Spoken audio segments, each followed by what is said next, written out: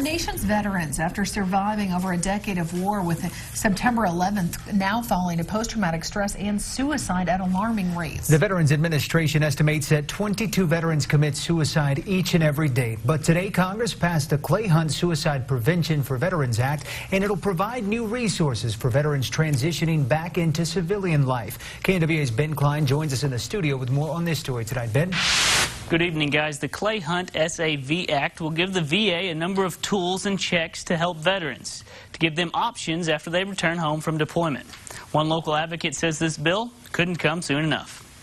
Now I'm just a farmer from Arkansas. There's a lot of things I don't understand. In September of last year, Jacob George took his own life. He was suffering greatly.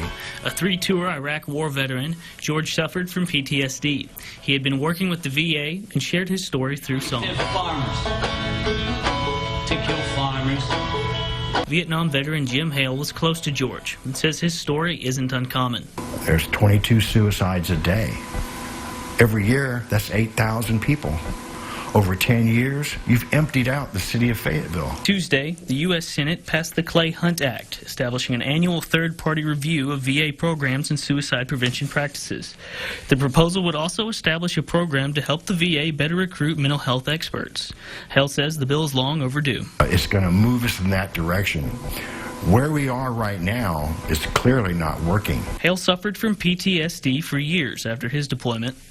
I didn't know anything about PTSD. Vietnam veterans really had no place to go. Now, Hale says vets are finally getting the attention they've needed. Finally. You know, this is finally getting national and local attention. I think it's going to start a lot of conversations. And Hale says any new program or legislation is another step closer to preventing vets from losing hope. I think everything that can be done is a step in the right direction.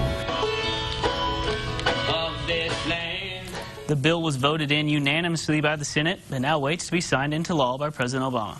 I'm Ben Klein for KNWA, Northwest Arkansas News. Ben, good story. Thank you so much for that, sir.